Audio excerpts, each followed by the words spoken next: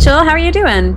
Hey, I'm pretty good. How are you? Good, good. Good. So this podcast has been a long time coming. Yes. Uh, let's start with when was the first time you ever heard the name Dylan Carlson? Not the baseball player, but the friend of Kurt's and the front man of Earth. Um, I want to say it was probably when I watched Soaked in Bleach. Okay. To be honest, so that would have been because like all of the research that I did before that on like Kurt and Nirvana and stuff, he didn't really come up. I focused just solely on, you know, people that I Totally. felt mattered, Kurt and Yeah. Yeah. Dave and Chris, you know.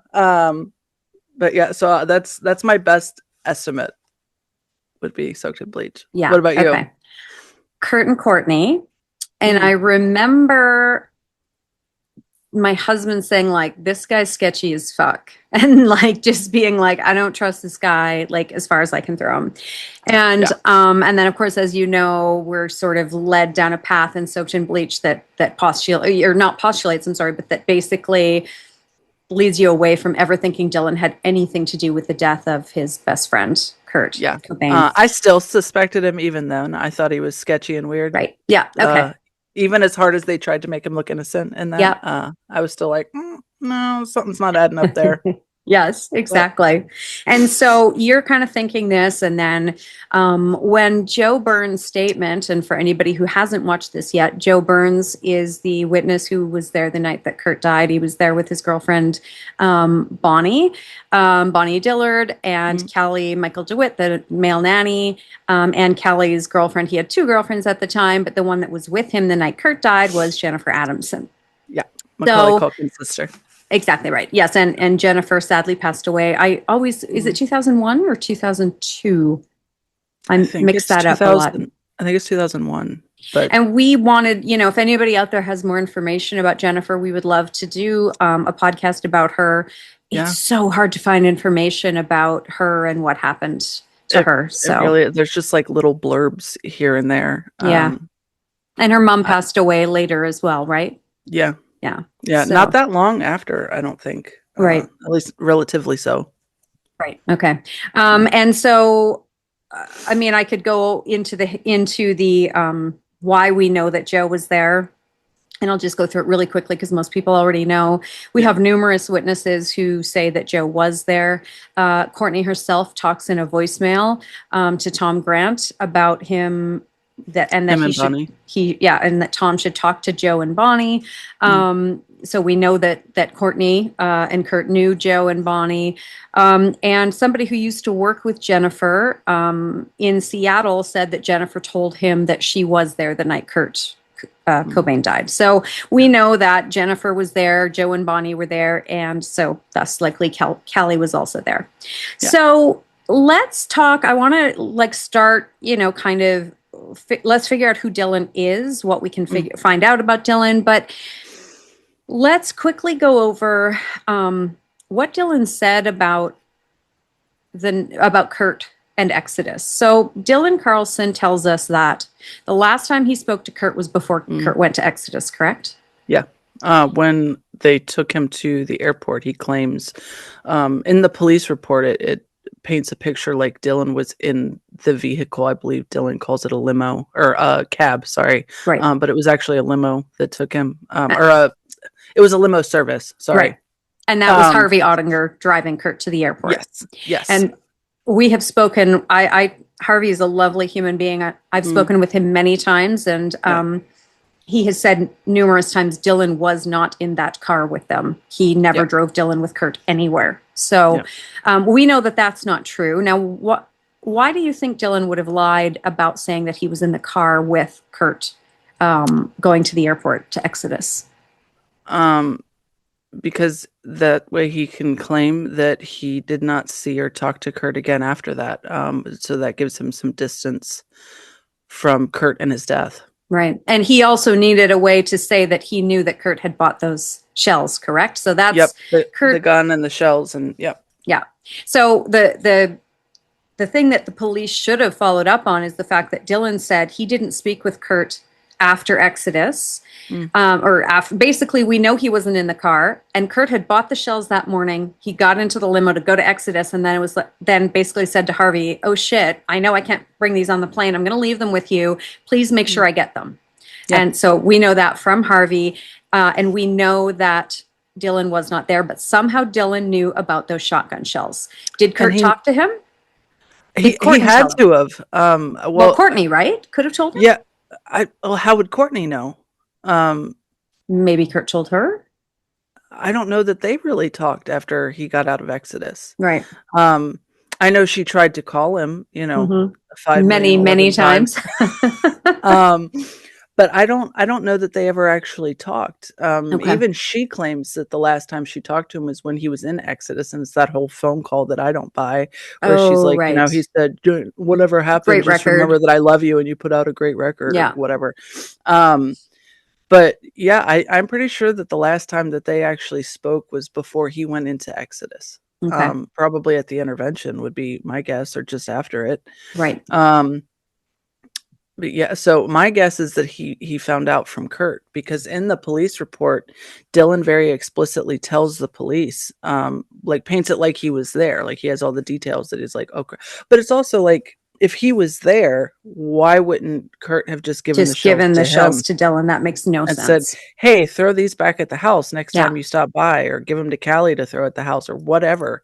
Why would he have given them to Harvey? It makes no sense. There's also a police report from Harvey where I don't believe it's quite as detailed. But like there's a report saying that, that he called in, and I don't know that they ever even called him back. Did they? No, they didn't ever. I didn't think so. No. So Harvey, he has his report, and then Dylan puts his report in a few weeks later, because I believe Harvey was right on the ball, called them right away and said, hey, I saw Kurt in his last week, and here's what happened. And then Dylan calls in a few weeks later and tells them a completely different story, and they didn't bother looking at those two stories and seeing whether they matched up, or if they did, they didn't follow up.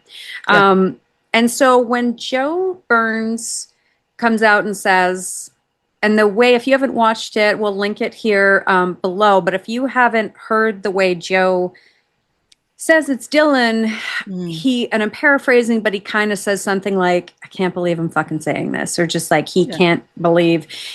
Joe Burns was friends with Dylan up until a year and a half ago when he put the statement out. He was always on the guest list for Earth. There was no animosity between the two of them, despite this very horrible thing, I think, that Joe had tried to basically put out of his mind, for 30 years. So when you watch Joe Burns, and you and I wouldn't talk for maybe 6 months after that, probably by the time that came out. What are you thinking when you're watching Joe talk about Dylan and talk about what happened to Kurt? Part of me was like, yes, finally, like somebody's saying it. Yeah. But also at the same time, it's not like, I don't want to say shocking, but it grabs you, because it's like the severity of not just the words, but the emotion. Like you can tell that this is something that's really hard for him to not only reconcile, but to say out loud. And so that makes it that much more powerful, I think. The fact that you can tell that he knows that this is big, and it could do some damage, and it's something that most people would not say out loud, especially if they're being recorded. And so, it really was kind of like a gut punch almost. And, the thing, I think when he talks about Dylan too, and this is in there, that he said that Dylan is the type of person that could just kind of watch someone die like a scientist. Like, I'm not saying scientists are completely without emotion, but I mean, like, you're coming down to Earth, you're just kind of observing something from a distance. Very cold and detached. Yes. And so that was Joe's assessment of who Dylan was as a person, like where you and I would run and scoop a kitten up from the street. I don't get that sense from Dylan. So let's move in. I think he'd laugh. I mean, that's my impression of him. Let's move in and find out who he is. When did he meet Kurt? Yeah. What's that about? So do we want to start with his kind of short bio, or do we want Yeah, to start let's start with him? with it. Okay. Let's talk about who Dylan is. Um, Perfect. so I did a deep dive, as much as I could anyway, and pulled all the info, made some notes. So first and foremost, his full name is Dylan Randolph Carlson. He was born on March 12th in 1968. That makes him a year and a month younger Oh, he's than younger. Kurt. Yeah. Okay. He was born in Seattle. His dad worked for the Department of Defense, so they moved around a lot. They lived in Philadelphia, Texas, New Mexico, New Jersey. I believe they also lived in Germany for a while. But then they ended up coming back and staying in Washington State. This is all just straight from his Wikipedia. He became interested in being a rock musician at the age of 15 and was inspired by bands like Molly Hatchet, AC/DC, and Black Sabbath. Dylan also cites the Melvins, Lamonte Young, and Terry Riley as major influences on his music. It was in Olympia that he met Slim Moon, Greg Babor, Dave Harwell, and Joe Preston, with whom he would later form his band Earth. During this time, he says that he would often make sonic collages, quote unquote, with his then roommate, Kurt Cobain. Carlson attributes his lack of full-length studio album recordings from 1997 to 2005 to, quote, legal and drug problems, end quote. And from 1991 to 1996, Earth had an ever-changing lineup. At one point, Joe Burns played drums for Earth. I believe it was on just one song, wasn't it? Or was it on one album? Well, it was definitely on one album, but I don't know if Joe just played on the one song. Okay. Now, did they play a lot of shows together as well? I would assume, like Joe's I band and believe Dylan's so. band. Yeah. And I know they like went to each other's shows because Yeah. Joe was also in Aspirin Feast and I Yeah. believe several other bands over the years. So I know that they went to each other's shows and stuff as well. Yeah.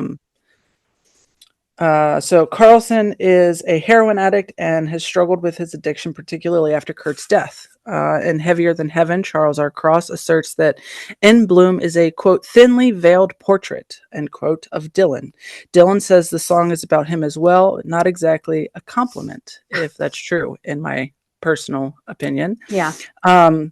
Dylan claims to be living in recovery from his heroin addiction and has survived a rare form of hepatitis B and liver failure. I'm glad he's still alive, truly. Same. Makes me so happy. Carlson has also been married 3 times. So he was married for a while to Earth member Adrian Davies. He was also married to a London-based artist and dancer named Holly Carlson. I couldn't find what her maiden name was, but and he's currently married to someone that named Esther Blue. That's kind of the gist. I know he's got a twin brother. I don't know that he has any other siblings besides his brother. And then his mom, I know at least, is still alive. There's a photo of him, his brother, and his mom from not that long ago on his Instagram. And I'm not sure about his father, to be honest. So his family, they're kind of all academics. His brother works, he's in history, right? His brother's a historian, I believe. I believe so. So his family he comes from a rather clever family. Yeah, I mean, if his dad was in the Department of Defense, you can't exactly be a dummy and do that. I mean, then. Well, touche. Yeah. Yeah. Okay. So I wonder why. Do you have any? Why didn't Dylan and Kurt ever play in a band together? I'm not. Well, so. Let me see if I can find the exact quote, because when they were looking at getting another guitar player, Courtney,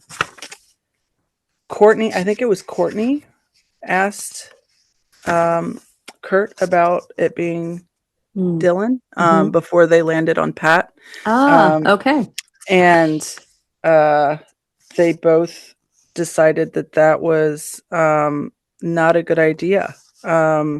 I'm trying to find the exact. I know that. I swear I wrote it down. It's interesting because. Yeah, sorry. Courtney said before Pat that they considered putting Dylan in Nirvana, but that she said, no, you'd be dead in a month. And Kurt heartily agreed. Wow. I mean, we could expand on that, but Yeah. I mean, that's very interesting because I think she wouldn't have even considered. I mean, she obviously, I think she had more of a hold on Pat, and Mm, I'm not sure how clever Pat is. I'm not really mm, sure. This is my opinion. I don't know him, so I could be wrong. Anyone else is out there, or anyone out there is free to disagree with me as usual. yeah. But I feel like Pat would have just taken whatever Courtney said more probably, to heart Mm, than simply, than maybe somebody like Dylan would. yeah. But again, we know that Courtney obviously did have some kind of hold over Dylan. What do you think? Do you think it was just drugs? Why do you think that Dylan betrayed Kurt and did Courtney's bidding? I think it was drugs and money. Was the main thing. But honestly, I'm not entirely sure. I mean, I'm a recovered addict, or I'm in recovery. Semantics. Yeah. And so I know what it's like to be in the depths of that and desperate and have no money. And I don't care who came along and what they offered me. I would not have done that to No. my best friend, especially, but Yeah. even just like a random person. Someone on the Um, street. Yeah. yeah. So I'm not sure. But I also, I have morals. I have a conscience. I have a lot of empathy and sympathy, and I'm fairly sensitive. And I don't think, possesses any of those qualities, Yeah. in my personal opinion. Agreed. Um, so I don't know if maybe that's just part of it, is that he doesn't have the emotional makeup to form the type of attachments normal people do. Hmm. And that, he was close with Kurt out of convenience. And so once he became potentially worth more to him dead than alive, Hmm. which I'm sure is exactly how Courtney would have painted it. Yep.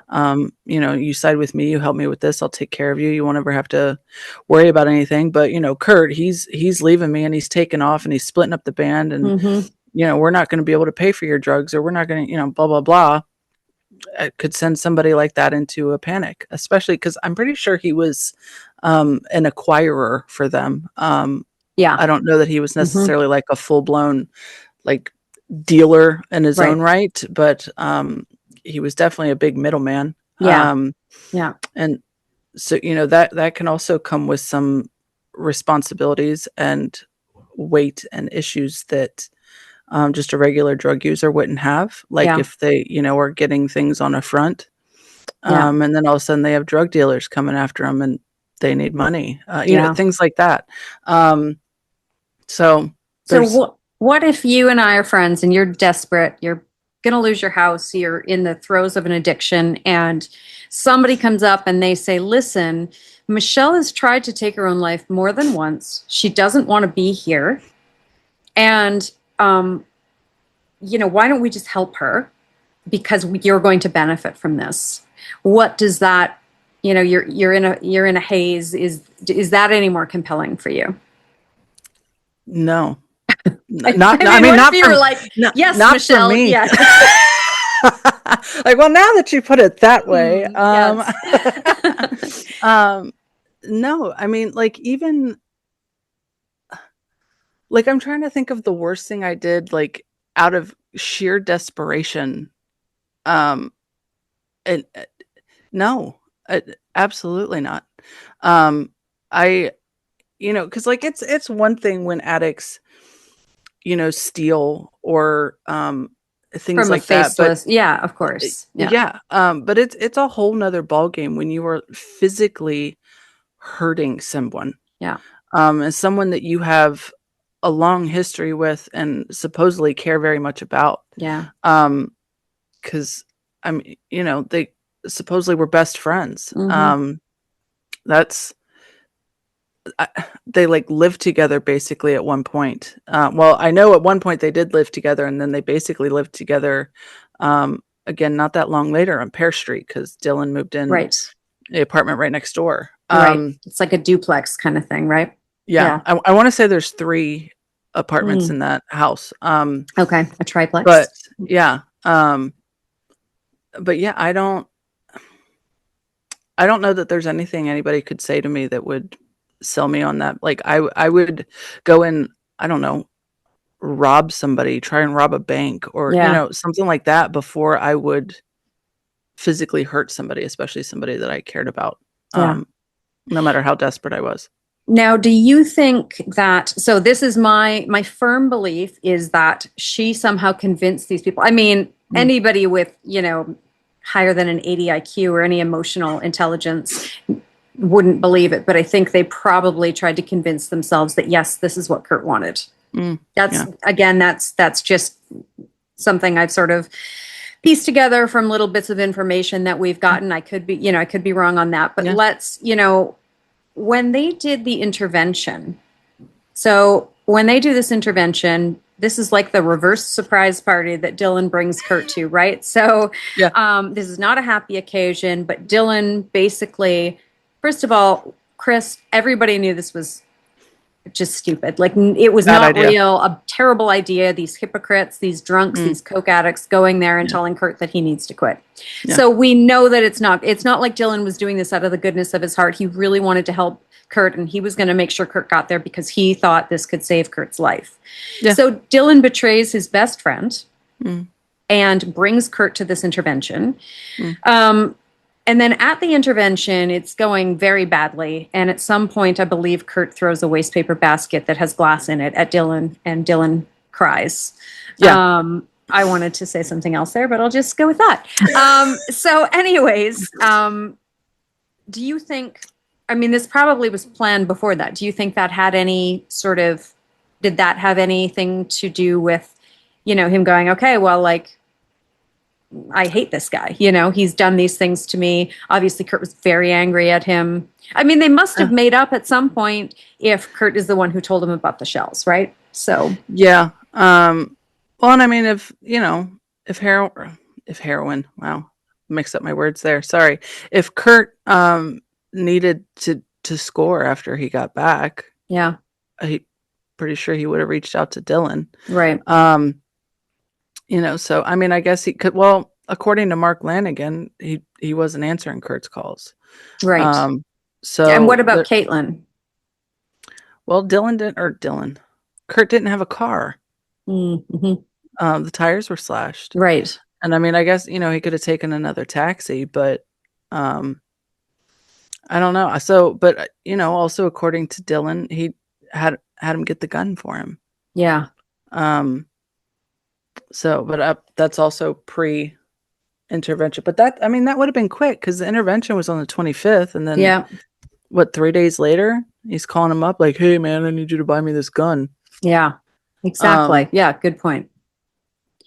So, but also, like, I feel like with maybe it's giving too much credit. I don't know, but realistically, with friends, sometimes you just argue and then you just carry on. Yeah, like nothing happened. Especially when it's something that is drug fueled and highly emotional and whatever. You just go, "Hey, man, sorry about that. Let's." Yeah.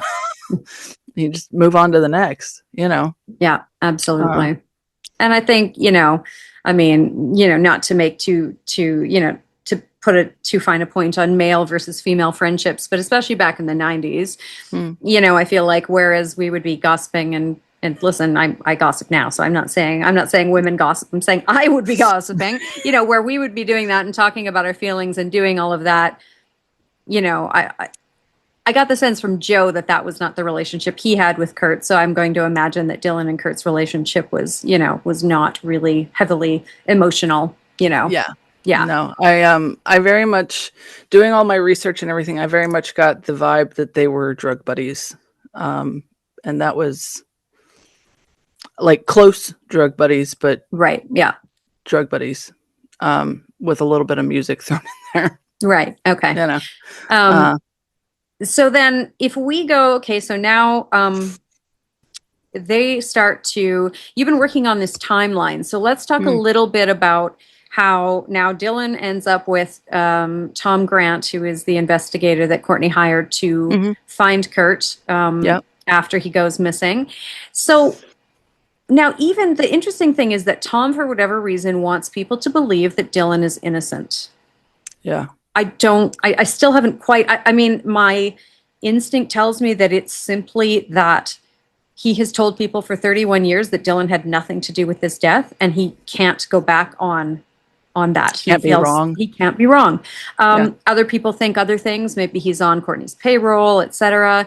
I honestly don't know. And you looking at the timeline, I mean, we'll talk about this in a future video, but the amount of discrepancies between what Tom said and did, etc., are just mind-boggling. They're piling up, and they're piling up fast. Like it's gotten to the point where I have to put in like 2 entries for the same event, because one source Tom says this happened and another source Tom says this happened.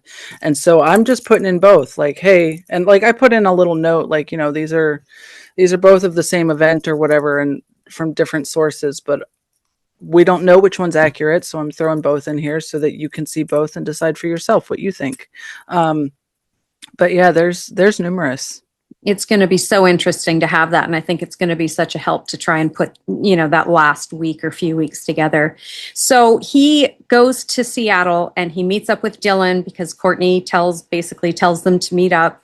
Yeah. And look for Kurt. So what day do they what day does Tom Grant get to Seattle? I believe it was the 6th, I think it's the evening of the 5th, evening of the 5th, but it's like the early morning hours of the 6th. Okay, got it. When they like make it to the house and everything. Okay. Because they go and like he picks Dylan up and they go to like a coffee shop, diner, whatever, and sit and talk for a while first. And that's where Dylan says he didn't think Kurt was depressed or wanting to end anything. Yeah, you know, he's going through some stuff, but he's actually handling it really well. He tells him that, you know, no, Kurt wouldn't go to his mom, that he doesn't get along with his mom. Yeah. In one source, that's where Dylan tells Tom that he doesn't know why Courtney told him that he only goes to the best hotels, that he only goes to shitholes. Right. And another source has that conversation taking place in the car while they're driving around the next day. Whatever. Okay. That's one of the discrepancies I'm talking about. Right. Okay. Yeah. So, but yeah, so just things like that. They kind of go over what Dylan thinks, what Dylan knows of Rome, what, you know, how Dylan feels about the whole thing. Dylan talks a little bit of smack about Courtney. He doesn't really know why he married her, that type of stuff. And then from there they leave and they go to the house for the first time, to look for Kurt. And, at that point, Tom says that he stayed in the car and he sent Dylan. But Dylan was gone about 5 minutes and came back and said that nobody was home. But then he also notes that he was gone for a long time. And it just seemed off to him. So I don't, you know, and then they leave from there. They come back the next morning. I believe that's when they pick up Mark as well. And Tom basically says, I don't know. Do you want me to just kind of dive into this whole thing? Sorry, I'm just kind of. Yeah, I mean, because I really want to get to the, you know, I want to figure out why Tom doesn't believe that Dylan did this. And yet he says that Dylan lied he thinks Dylan saw Kurt's body and didn't, and lied about it. So let's get into that more about what happened with Dylan and Tom. Yeah. So when they leave the house that first night, he goes and he drops Dylan off. He goes back to his hotel, gets up early the next morning, picks up Dylan. They go pick up Mark. At that point, Tom asks him, you know, like, hey, why don't we go to your Caitlin's? How much, you know, is $200 enough? You know, I want you to go in there and see if Kurt's in there, talk to her, see if she's seen Kurt, when she last saw Kurt, etc. Try and gather some information, blah, blah, blah. So he gives them $200, which is like an astonishing amount of money for 1994. Yeah. Yeah. Like that got them so much heroin. It's ridiculous. And he sits and waits in the car. I want to say they were gone like half an hour to an hour, something like that. They come back very clearly inebriated. I'll put it that way. And basically say that no, Kurt wasn't in there, that she hasn't seen him or talked to him. And that's it. So basically it was pointless because they get zero information. At that point, Tom claims that he dropped Mark back off at home. I Why want to pick say Mark that up at all? What was the I point of that? really don't know. Okay. All right. Yeah, well, because I mean, I it doesn't make sense. Like, why pick him up just to go and buy some Get him drugs? high and And like, yeah, bizarre. yeah, but then also, there's the fact that Mark's book claims that he didn't drop him back off right after that. That he Right. continued to drive around with them, and look for Kurt, and that he even went to the house with them. The whole thing of him standing by the stairs to the greenhouse and smoking a cigarette, and so yeah, I'm not really sure. Okay. That's something I would actually love to have answered. And Because they did proceed to drive around Seattle, and look for him and couldn't find him anywhere. And then I want to say he drops Dylan back off again, and then it's later on that evening, or maybe they just drove around all day. Sorry, it's been a while since I did that part.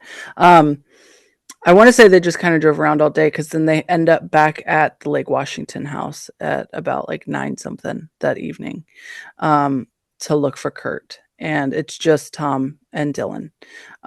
There's a whole thing about how they pull up, and Tom, this is another place where there's discrepancies between his case study manual and the book. But the long and short of it is that they pull up, he ends up contacting the security company, because he knew that they had been there earlier that day. And so he wanted to see if they had relocked the window that they had used to gain entry. is this the same The last company that time, Gary Smith worked for? yes. I believe it's Charles Pelly is who he talked to. Yeah. Okay. And then there's something about them driving down the street to go to a payphone, despite Tom having a cell phone. So like in one version, they use his cell phone and do it from the driveway. And that's what Charles Pelly says, is that Tom tells him, I'm here in the driveway and blah, blah, blah. But then Tom claims that they drove down to a payphone to make that phone call. Interesting. I don't know. Okay. It's weird things to lie about. So it doesn't really make sense. But so basically they talk to Charles, they talk to Courtney. Courtney tells them that, I believe that's when she was at Rosemary's and told Dylan, because it's Dylan that talks to Courtney. Like, Tom sends Dylan to call Courtney. Right. Tom doesn't talk to her himself. So I believe that's when Rosemary tells or overhears Courtney telling Dylan, make sure you check the greenhouse. And that's when they go back to the house, and Dylan climbs in through a window and opens the door and lets Tom in. And they run through the whole, well, no, they don't run, but they go through the whole house. That's where they're yelling. Yeah. Yep. That's where they're yelling Kurt's name. Right. Looking for him. And that's where they find the Rohypnol. They, turn over their bed, pull everything off, turn over the bed. And find the Rohypnol between the mattresses. That's why Tom says he knows that there was not a letter under her pillows from Kurt. And then once they finish their search and basically turn up nothing, although Dylan does take the Rohypnol. Right. Of course. They leave, and because they were supposed to go to Carnation that day, and ended up deciding to do it the next morning instead. So they finish their search, they leave, and then I believe they call Courtney back again, because there was 3 trips overall, and I feel like maybe I'm mixing them up a little bit. But I believe it was after that they call Courtney, and she's like, wait, like, you have to go back and you have to search for the gun. Like, look in this closet, blah, blah, blah, and see if the gun's there, and you have to take the gun, yada, yada. But after all 3 of those trips, Tom takes Dylan back home and drops him off. They agree that he's going to come pick him up again in the morning, and they're going to drive out to Carnation to see if he's out at the house in Carnation. And so that next morning is April 8th. Right. And so after he picks him up, they're headed to Carnation. When they pull over to a gas station, Dylan goes to call Courtney. And they hear, Yeah, that Tom there's a hears that body on the found. radio. Yeah. Yeah. Now, at what point? So Dylan was very nonplussed, right? He gets back in the Yeah. car, as it shows, anyways, in soaked in bleach, and he's like, okay, cool. Yeah. Basically, No not emotional shocked, reaction. no emotional reaction, and that is Yeah. why I believe Tom, that's why, or at least to my thinking, that's why Tom thinks that Dylan has found this Kurt's body earlier. Yeah. So what was it the night before that Tom thinks Dylan found Kurt's body? The best opportunity I can think of that Dylan would have had, or that Tom could think Dylan had, would be those 5 minutes where he waited in the car and he sent Dylan to go knock at the door. Right. That maybe he wonders if, when nobody answered the door, if he ran up to the greenhouse and found him. But also, like, I'm sure people have seen the photos from the day, like the police photos where you can see the driveway and you can see the greenhouse and the house. Yeah. And if he's sitting in the car in the driveway, would he not have seen that Dylan came from a different direction? Right. Again, I have valid questions about many of the things he claims he saw, like the spotlight, etc. Because that spotlight was not there. No, it was not there. Before exactly. Kurt died. And, it's again trying to piece together, what do these lies mean? What is he covering for? If we look at something like where we go, okay, why was Dylan lying about being in the car with Kurt? You can kind of piece it together, or in the limo before Exodus, because he wants the police to think that's the last time he had any contact with Kurt. Nothing, he didn't even see Kurt in his last week or whatever. So it's about putting together why the lies. Now so Tom thinks Dylan saw Kurt's body but didn't want to tell him why. Now he's calling Dylan a liar. Let's be very clear about this. So he is obviously saying there's something wrong with Dylan. To cover something like that up, there has to be a good reason for that. Well, and let's run through this really quick.